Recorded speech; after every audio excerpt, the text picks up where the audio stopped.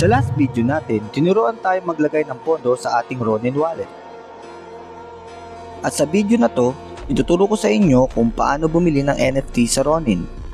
At ipapakilala ko sa inyo ang pinakasumikat na laro sa Ronin Network, ang Axie Infinity.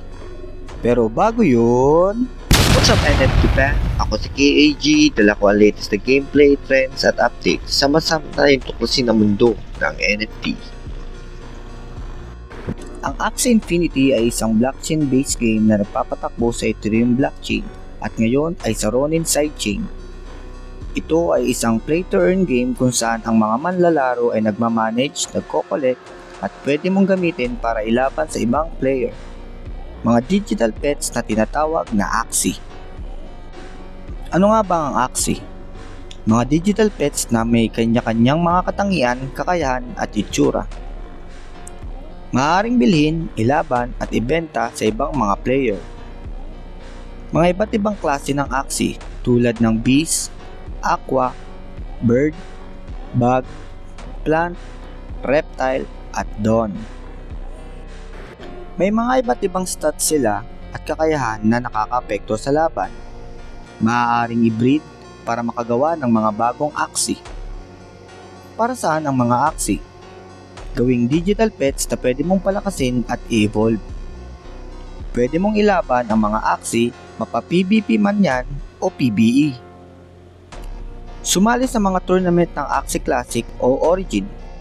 Pwede kang mag-breed at magbenta nito sa ibang player. Sa madaling salita, ang mga Axie ay mga digital pets na ginagamit sa Axie Infinity game gaya ng Axie Classic, Axie Origin, Axie Homeland, at sa mga susunod pang mga laro ng Axie Infinity. Gusto ko na ding subukan bumili ng Axie pero paano? Pumunta sa iyong wallet at i-click ang browser. Hanapin ang app.axie at i-login ang iyong account gamit ang iyong wallet. Pumunta sa marketplace at i-click ang Axies. Dito, pumili ng Axie na gustong bilhin.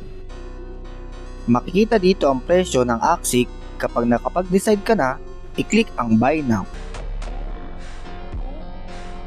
May lalabas na option sa pagbili. Dito, piliin ang RON dahil ito ang token na may hawak tayo. Tapos, i-click ang Buy Now. Sa pop-up screen, confirmation ito na bibilin mo ang Axie na gusto mo. At kung okay na sa'yo, i-click ang Confirm. Makikita mo ang iyong Axie sa inventory. At ayan, may Axie na tayo. May digital pet na tayo na pwedeng gamitin sa paglalaro ng mga games sa Axie Infinity. Pwede din nating palitan ang pangalan ng Axie na nabili natin. Kaway-kaway kag! Simula na ito sa pag-explore pa natin sa digital world ng Axie Infinity. Samahan ninyo ako ulit sa susunod nating paglalakbay.